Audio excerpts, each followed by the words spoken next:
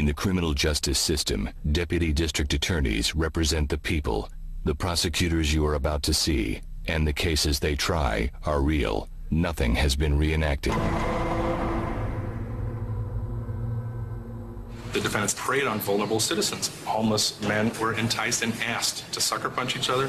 They were asked to strike each other over the back of the head with a chair. It is more than just capturing homeless men fighting. They've gone out and actually instigated by paying them money to fight. What they did was cruel and it was evil, but we also know that it's criminal. Now, NBC 739 News at 4:30. A warning that some of this video you're about to see is very disturbing. Bum fights, an independent video of just that. What? You want to get say now? Transients paid with a little money and a lot of beer to perform stunts and beat each other up. The producers, like 19-year-old Ryan McPherson, say they've now made around $6 million from it. The producers of the controversial bum fights video, they were back in court this morning. The prosecution will have to prove that the video producers were encouraging the beatings.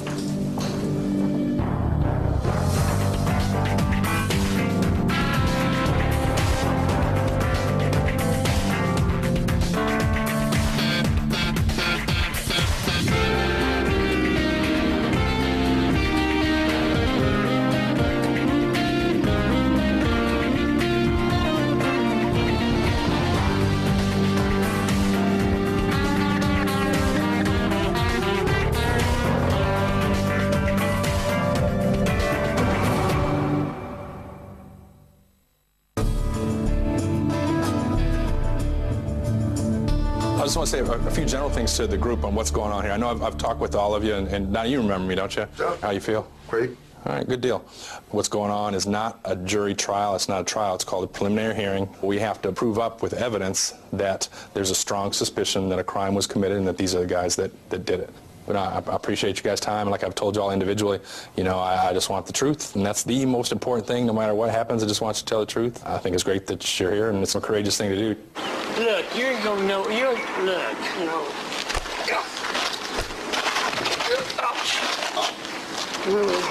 Come on, John. Stand over him like you just... I want to see if Rufus looks off to the side to see if there's any directing for him to start strangling, because I don't believe that he does that on his own.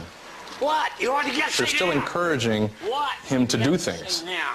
You know what just happened? What? I broke my right ankle. You did not break your right ankle. Yes, I did. Did you hear McPherson say you did not break your right ankle? The thing about this is the guy just broke his leg. I mean, in fact, they're walking around to get better positions. Donnie, you didn't even fall hard. I got to think, do McPherson's parents know of the kindness and compassion he spreads in the community? Or you think he tells them that I'm truly just out there capturing things as they happen, and a parent believes that? And that's what I got to think.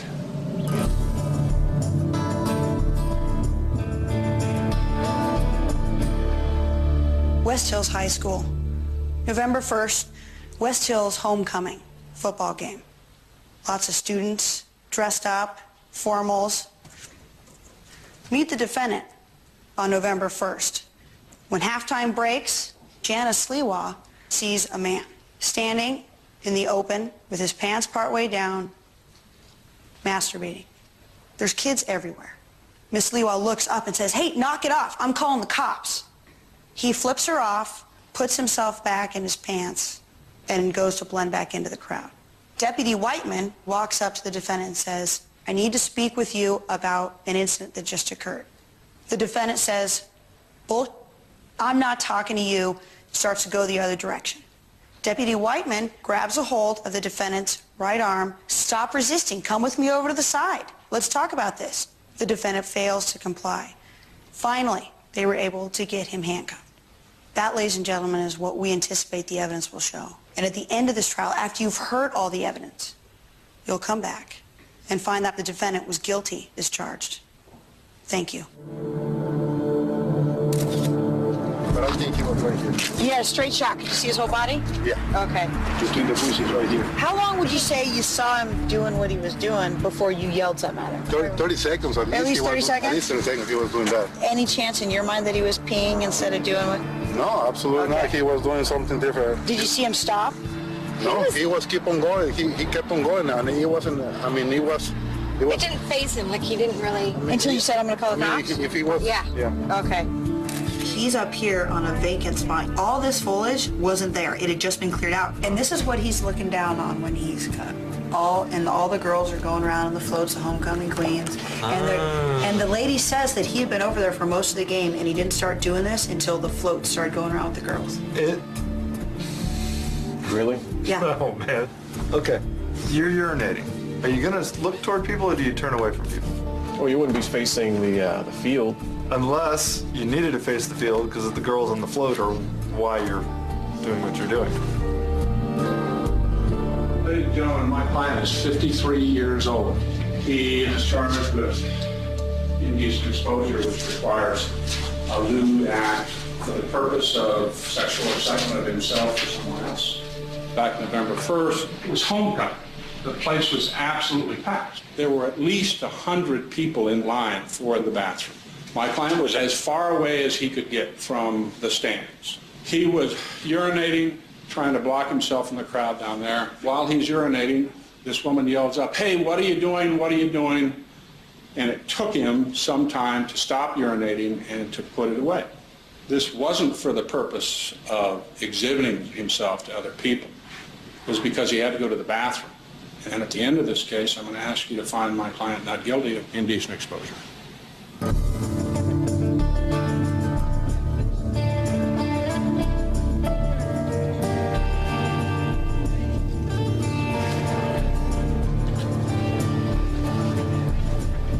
Mr. Hanna, at some point, did you come in contact with an individual by the name of Ryan McPherson? Yes. When I first met Ryan, he called me over and he asked me did I want to make $5.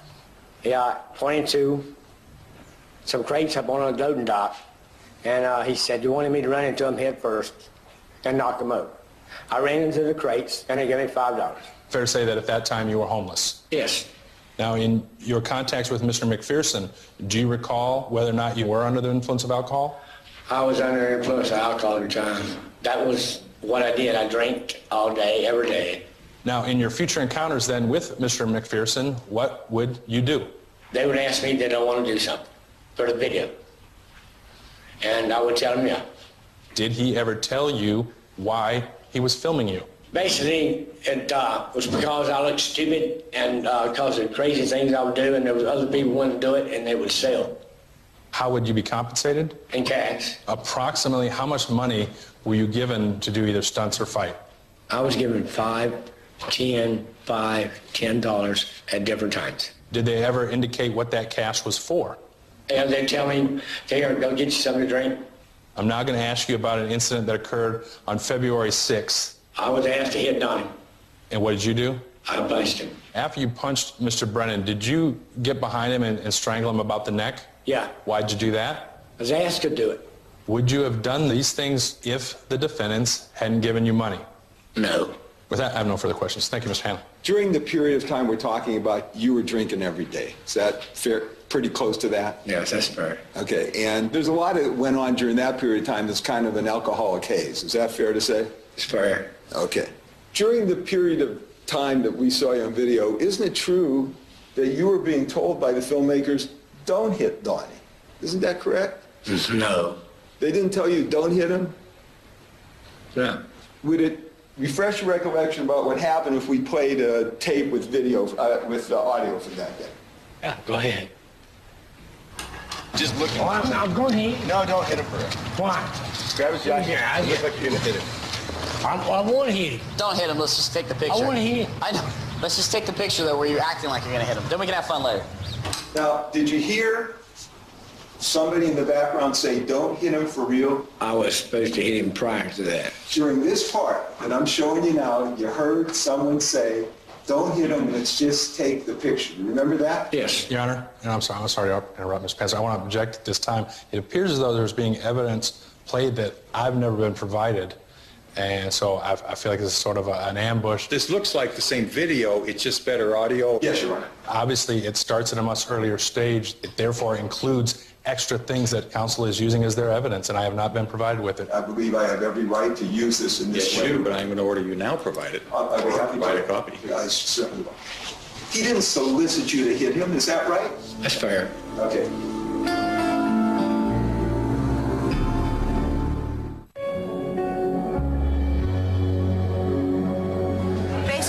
volunteer coach at a West Hills game out where no one is, mixing a drink, and then he's seen like 10, 15 minutes later by the same witnesses masturbating, watching the floats go around.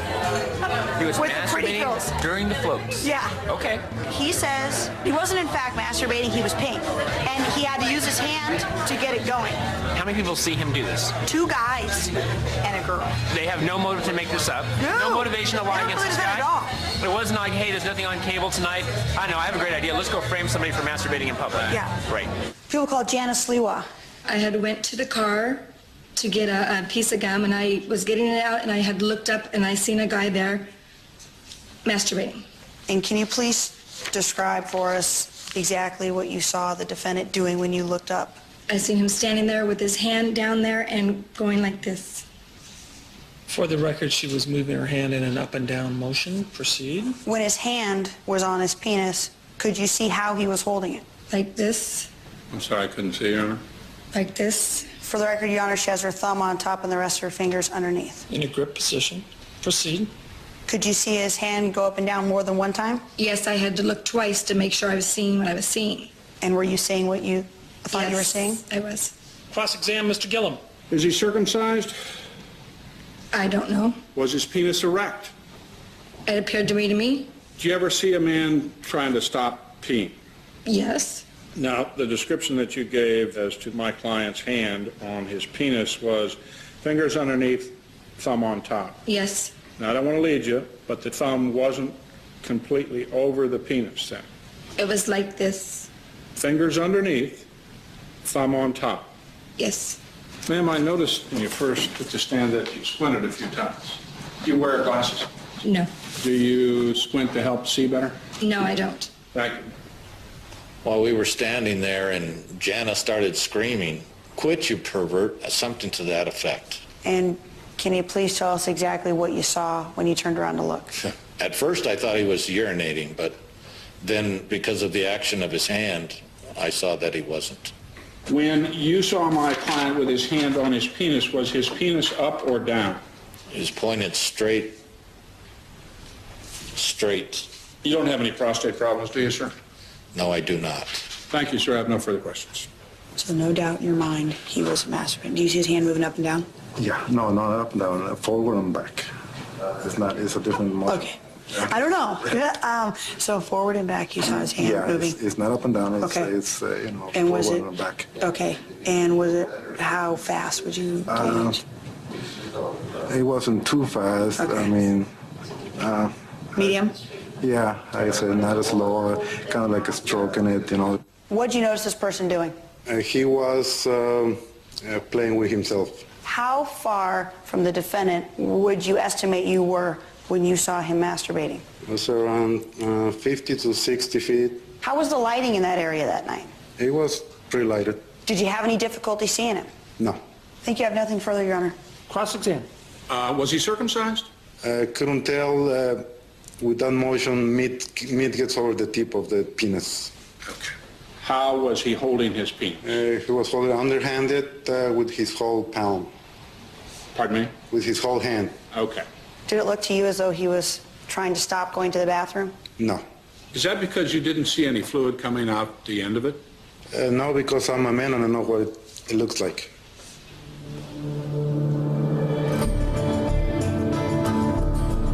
What, if anything, unusual first caught your attention? I saw 2 men. They were prompting these 2 homeless men to fight. What did you hear or see next?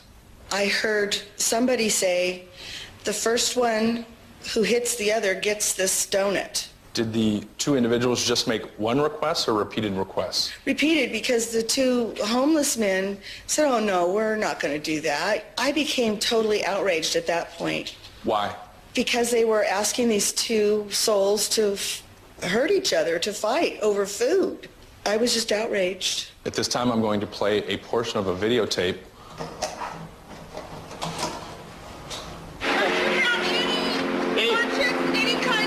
Any kind of what? Any kind of conscience? What are you talking about? Turn that off. I'm going to call the police on you. For eating donuts in the front of the store? For inciting a riot, for having no common... Inciting a riot? Shut the What are we? We're sitting out there in front of the store, you fat piece of... I'm gonna burn your flower shop down, bitch. And ma'am, I know this is difficult, but it appears as though you had tears in your eyes after watching the video. Why is that? Because at the time I remember thinking, if these are the people, the young people up and coming that are going to be in charge of the world when I'm so old that I can't be, God help us. Nothing further, Your Honor. In sometime of January, did you have occasion to apply a tattoo to the forehead of an individual? Yes, that's correct. And do you remember the name of the individual who you tattooed? No, I think his name's Donnie after I watched the video. Okay, would you describe Donnie briefly? He's a bum. He smells. He, I don't know. What did you tattoo on Donnie? I tattooed the word bum fight. Did one of the defendants pay you for applying that tattoo? Yes. Isn't it true that you told an officer that Donnie was provided beer by the defendants? I don't remember that statement. Did you smell the odor of alcohol about his person at all? Not alcohol. It smelled like he hadn't taken a shower. Mr. Onus? Mr. Wells, would it be fair to say that you wouldn't put a tattoo on somebody who you had the impression didn't want one? Yes, I do have morals. And as best you could tell, Donnie appeared to come in of his own free will? He walked in smiling. And he, as best you recall, appeared to be, you've heard the expression of sound mind? Yeah, I mean, I'm not a psychologist, you know. I understand, but he appeared to be sober? Yeah. And nobody appeared to force him? No, nobody forced him to do anything. Thank you, sir. You may step down. What are your plans for tonight? Why don't you just relax? Tomorrow could be a long day. Yeah. They're going to ask you questions, and all I ask is that you answer truthfully. Just like you did with me. I mean, you're obviously a very intelligent man. I just ask that you listen and then tell them the truth if you can answer.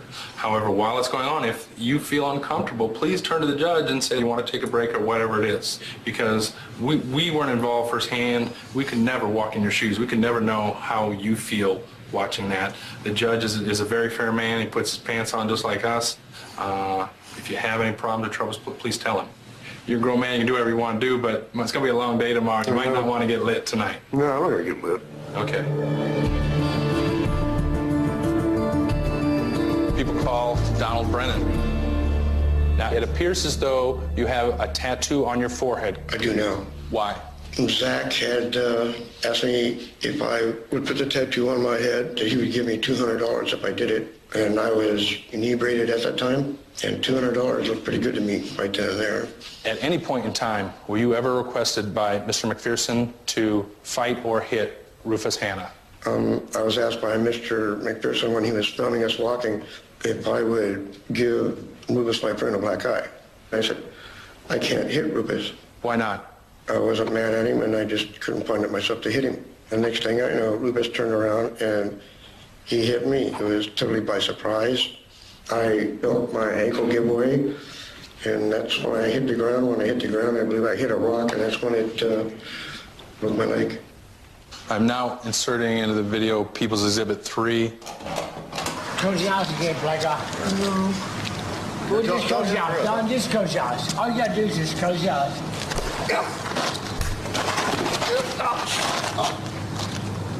So what? I broke his ankle. Big deal. You know what? If he can't take it, then he don't need to deserve it.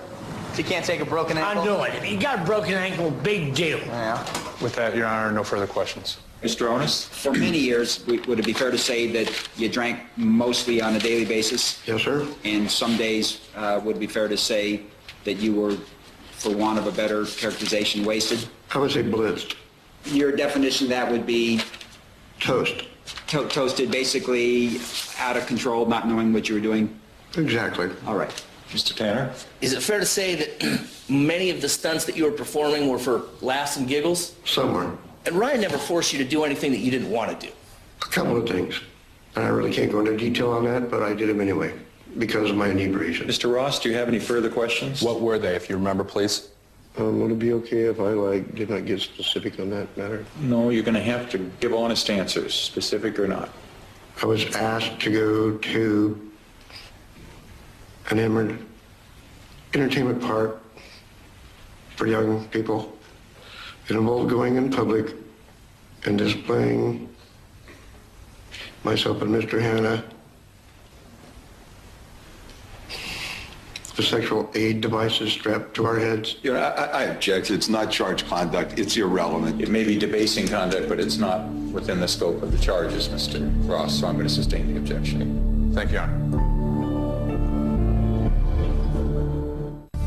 Gillum has been telling me for a couple weeks, hey, I got one extra witness, I'll give you his name, and then he rolls in today and I go, hey, what's the name of the last witness? And he goes, oh, it's the expert, McPherson. McPherson? You know anything about him? Not much. He's not like a doctor or a psych or anything like that, is he? This McPherson guy, he's just a... I think he's a psychologist. Gillum said that on Saturday he had a meeting with McPherson and he was trying to say like he drunk him or something. To see whether he'd be the kind of person that would do that. Who would be pulling it Yeah. out and masturbating as opposed to just urinating in the bush. And I said, well, do you have a report or something? He's like, oh, yeah, he's generating. I'm going to put it over sometime today. Right. So maybe I can show it to you later. When you get the report, let me look through it. And the deal is, I'm a newer prosecutor. I have no idea about, I don't know what I'm looking for. I don't know what to... I'm looking forward to it. Okay, because I have no idea. It's going to be fun reading. All right, thanks, Dave. In short, with this report, what it doesn't say is that he didn't do it. What it does, it tries to explain why he did it. We pretty much agree that the best way to deal with McPherson is give him short shrift. Have you ever seen him testify? No, I never have. He's like a corpse. Dr. McPherson, were you called upon by me to evaluate Mr. Chastain? Yes. What did I ask you to look at him for? Whether he had the personality characteristics of someone who would engage in indecent exposure, what psychologists call exhibitionism. And what is that result? Well, that he doesn't have the characteristics, not only in terms of his personality, but also statistically. The behavior usually begins before age 18, and it rarely occurs after age 40. He's over 40, so yes, he is. That what you mean by statistically? Yes, it would be extremely unusual for somebody who's 52 to engage in exhibitionism for the first time. Thank you, sir. I have no further questions. Ms. Warden, cross-examine. I'm assuming, Doctor, you used the diagnostic criteria for exhibitionism when you were evaluating the defendant. Yes. And in that, there are two criterion, is that right? Yes. And did you go through both of those with the defendant? No, I did not discuss them with him. You knew it had been alleged that he had been seen masturbating at a high school homecoming football game. Yes. But you didn't ask him whether or not he had intense sexually arousing fantasies, did you? No. Or behaviors involving the exposures of one's genitals to an unsuspecting stranger? No, that would be poor form in an evaluation of this kind. Well, unless you ask him whether or not he's had these thoughts, how do you know?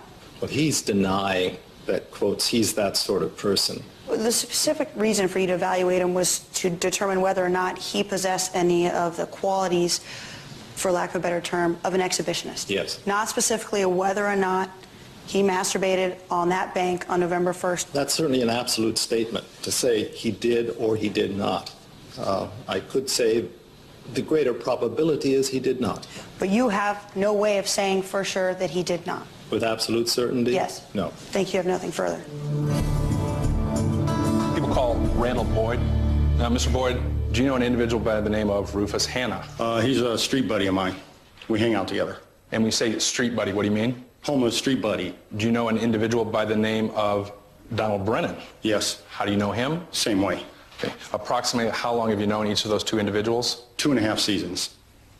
I'm sorry, 2.5 seasons? Yes. And what do you mean by a season? I don't care about months and dates, so I go by seasons. So I know them for, like if you take winter, one winter to the next winter is a season.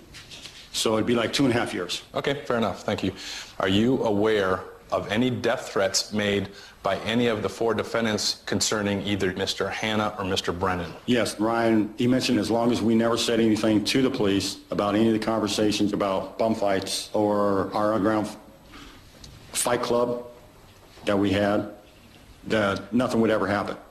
But if something did happen, then Donnie and Rufus could end up dead. Fight club, what is that? That was an underground fight club that we started under bum fights, and we called it drive-through. And we were planning to take over bum fights. Do you recall whose idea it was to start this club? We got the idea through the actions and the filming that was being done with Donnie and Rufus. So we decided, well, why don't we just take it one step above, take it up another notch. Where did these take place? Inside the fight club, inside Taco Bell. No further questions, Your Honor. Mr. Panzer?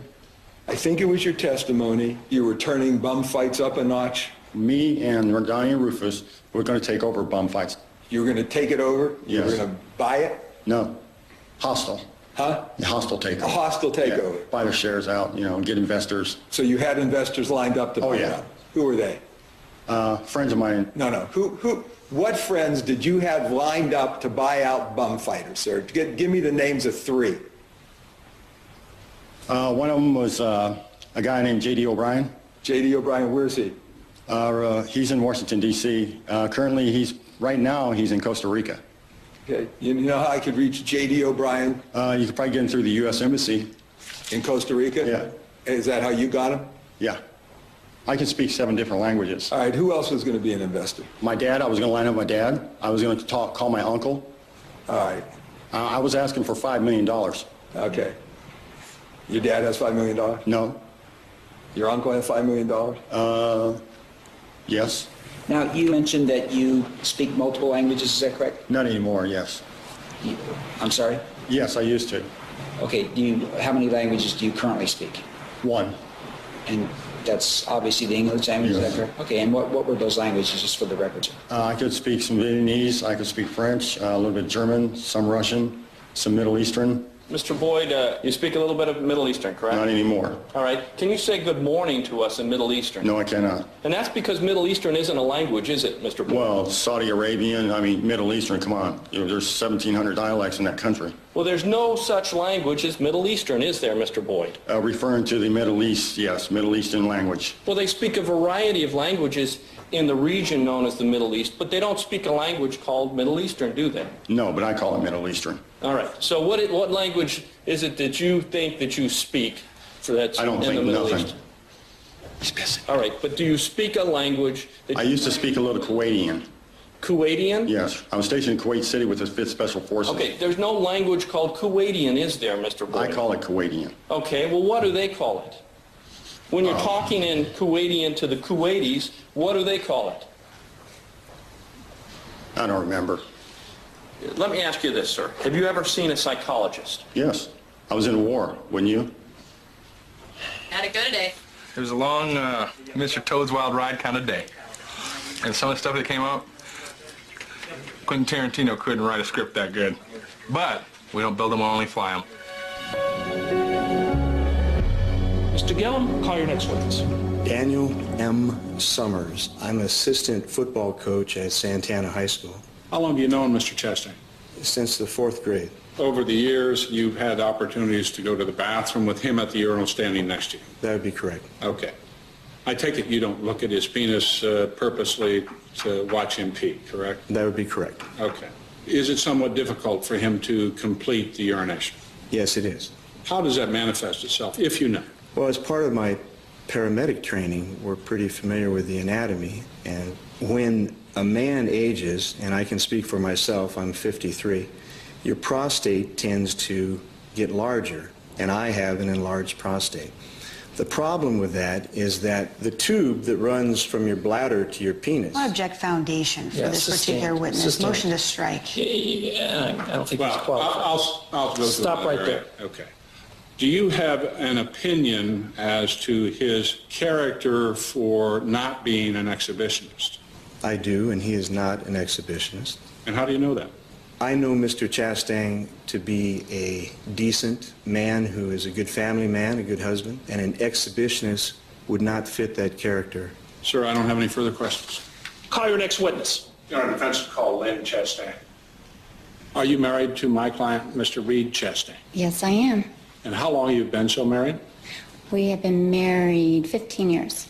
I simply, literally only have one question for you. Do you have an opinion as to whether your husband is a pervert, an exhibitionist? Objection, relevant. Let's strike the first word. All right, I'll rephrase. Let's use legal terms. Do you have an opinion as to whether he is an exhibitionist? My husband as an exhibitionist, no. I absolutely 100% believe that he is not. I have known him for a long time, and I have very strong convictions and beliefs and values. I would not be with him, much less married to him, if he had any type of that sort of a following or whatever he's doing. And I swear to God, God can strike me dead right here and I'll never see my children again if I'm telling a story, if I'm telling a lie. Okay. That is how strongly I feel that this is wrong and he is not.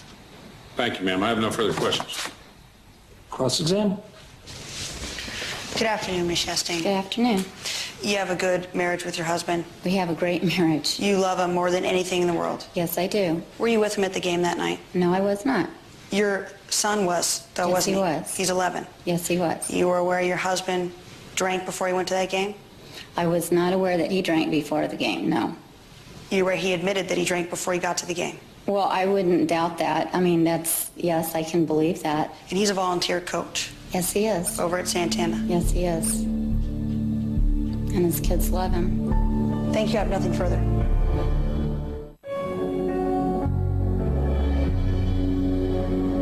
Ms. Chastain, let me show you what's been marked Defense Exhibit G. Is this an invoice for beta prostate supplements? Yes, it is. And how are you familiar with that? Because we order it whenever he runs out of the beta prostate. Who uses the contents of that? My husband does read. Why does he use it? Because he has a urination. Objection Foundation.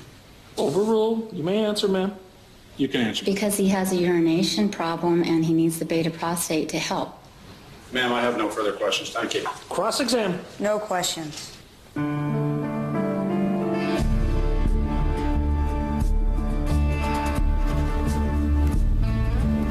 Two sides to every story, many times two sides to every person. We know who we met in court, and that board just says, this is who we met in court. This is the defendant we know. This is the defendant that drinks before he goes to the game. This is the defendant that drinks while he's at the game in a corner. This is the kind of guy that flips off complete strangers, the kind of guy that cusses with cops, the kind of guy that fights with cops at a homecoming game in front of his players, his students. That's the defendant we met in court. He says he has a prostate problem. And there's a person that can walk through the door and tell us exactly about his prostate problem and how long he's had it and what kind of meds have been prescribed. His doctor. The way you said it exactly is okay. But what happens is, during closing argument... It gets changed. It gets changed. And it gets changed right in the worst way at the worst moment. So you got to be really careful. All right. Be very specific about what evidence you're indicating isn't there. You cross the line when you refer to evidence that only the defendant could provide. And that is not evidence that only the defendant could provide. In fact, the best evidence would be the doctor. Yeah, you're making reference to specific things, the absence of the doctor. You're commenting on the evidence that wasn't presented, which is fair. Where's the doctor? Where are the medical records? Okay. Just like there are two sides to every story, many times there are two sides to every person. Let's look at what happened on November 1st. We're at a homecoming game. 3 witnesses testified he was masturbating. Mr. Trejo, how do you know that that is what he was doing? Because I am a man and I know the difference. He's confronted by the officers after this. Excuse me, sir, we need to speak with you about something. Well, turns and walks away.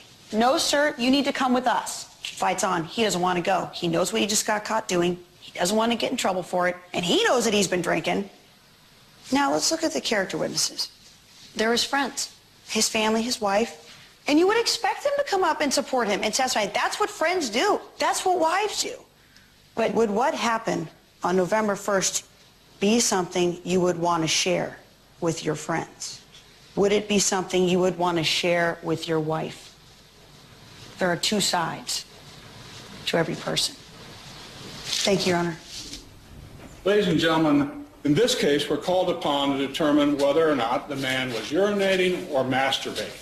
Sliwa said, I looked up and I couldn't believe what I was seeing. I saw a man with his penis out and his hand on it. She yells, hey, you pervert, quit that. When she yells that kind of a thing, what does that predispose those witnesses to see? Mr. Rodeo's heard, quit you pervert. So when he looks up, he's going to see a pervert. And here is a guy who has a prostate problem with his hand on his penis trying to end urination. He was not fully erect. Now, when you take those kinds of facts and put it up against the character evidence, the psychiatric evidence, can you, beyond a reasonable doubt, say he was masturbating out there? Unfortunately, the end of the urine cycle for a man many times can look like masturbation. Some men shake it, some men, I'm going to use the word milk it, pull from the base forward to get the last drops out so it doesn't go down your leg. It doesn't make you a two-faced, two-sided pervert. Thank you, ladies and gentlemen. Find my client not guilty. Rebuttal by the people, Ms. Warden? Where is the doctor, the defendant's doctor? He's had this prostate problem. It's horrible. It's well known. And that's why it takes me a minute and a half to do a 30-second pee. And that's why I was seen, and it looks like I was masturbating on the bank. But I wasn't. I was peeing. Where is the doctor to come in here and testify that he has this problem? He was sitting up there. He was watching the homecoming parade, and he was masturbating. And when he got caught, he knew it, and he fought till the end. Don't let him fool you. Find him guilty as charged. Thank you. Thank you, Your Honor.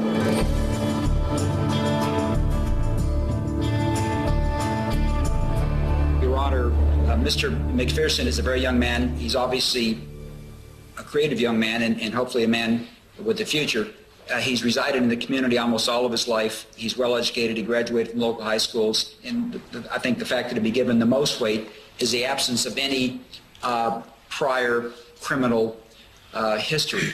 And so on those grounds, I would urge Your Honor to exercise your discretion, reduce the matter to a misdemeanor. This is a case where I don't think it matters that the defendants have no prior record, because what would be in a 19-year-old man's heart to make him so cruel and so sick to do these things to individuals? We have to ask ourselves, why did they pick Rufus Hanna and Donnie Brennan?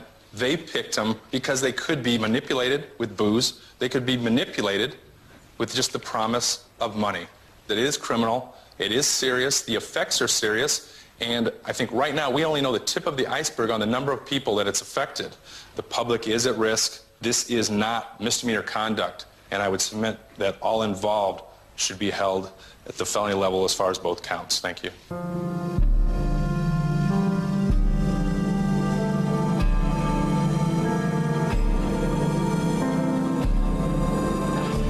Ellison Wharton, please call 3005. Ellison Wharton, 3005. Reception, Doris. Hi, Doris Dawson. Hi, hon. They have a verdict in 14. Okay. Okay? Thanks. Bye. Nuts. Bad verdict. Got a verdict? Not good, huh? When they go up. 1:30. It's good. No, it's not. It's not good. Verdict. Oh, good. That's a guilty. No, don't do that, Bill. Verdict. You going We're down? going down right now. Good luck. Thanks.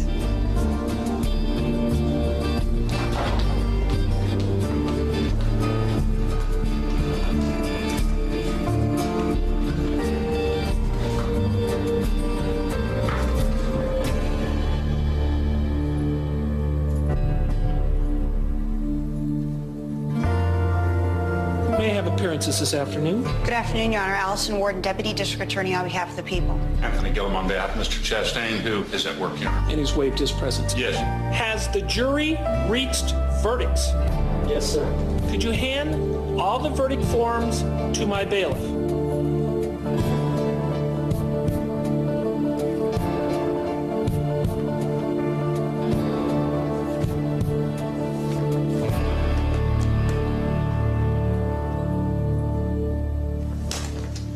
Mr. Clerk, please read the verdicts. The people of the state of California, plaintiff, versus Reed John Chastain, defendant. We, the jury, in the above entitled cause, find the defendant, Reed John Chastain, not guilty. That on or about November 1, Reed John Chastain did not expose his person and the private parts thereof in a public place. Same heading, title, and cause. We, the jury, find the defendant guilty that he did willfully and unlawfully resist, delay, and obstruct a peace officer in the discharge of a duty of his employment. Ladies and gentlemen of the jury, I want to thank you for your service to your community. You are excused.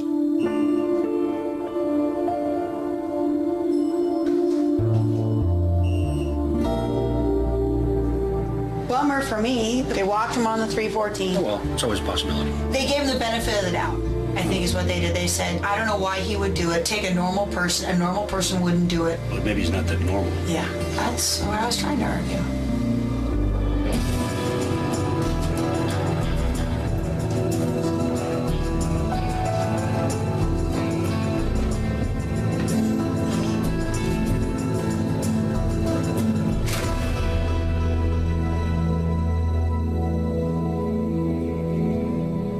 Please order for sound session.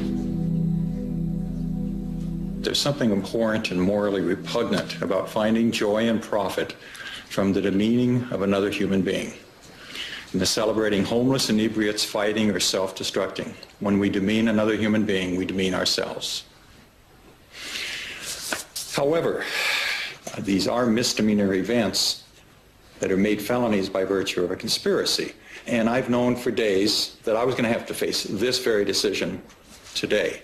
And I do believe that there is no possibility of any of these defendants going to state prison under the circumstances of this case. And they have clean records. I am going to adjudicate each of these offenses to be a misdemeanor, and that will be the order of the court.